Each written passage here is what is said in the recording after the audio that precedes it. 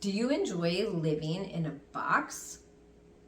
Some of us live in little tiny boxes, and some people live in really big boxes. Some live in ugly, unhappy, miserable little boxes, and some live in really huge, beautiful, fantastic boxes. I'm not talking about houses. I'm talking about our identity.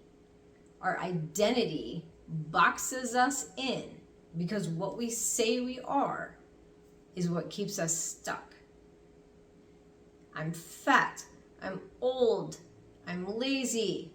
I hate my job. Those are all examples of us boxing ourselves in, because if we're fat and if we're saying we're fat, that's part of our identity.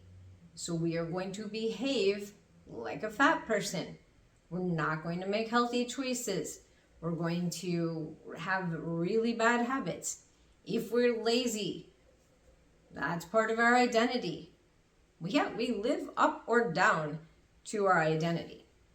So if we're lazy, well, maybe we really need to take care of our house or really need to work, and we're not doing those things because we're lazy and we have to live down to our identity of lazy. If we're old, now granted, this one's tricky because obviously we age. But age is very much of a mindset. I met a woman once. I was 50 years old at the time. She was 55. I was talking to her on the phone. I didn't know she was 55 yet. And she was talking about being elderly. And she sounded elderly. So when she said she was 55, I didn't say this out loud, but I was like, what? I'm 50. I don't consider myself even remotely elderly. And I met the woman in person. I ended up going to her house and I met her in person, and she was elderly, even though she was only 55. She talked elderly. She walked elderly. Her house was decorated elderly. Everything she did was elderly. So I was convinced at that moment, age is very much of a mindset. Now, granted, we do age, but it has a lot to do with our mindset. So I'm 54. I don't feel like I'm 54.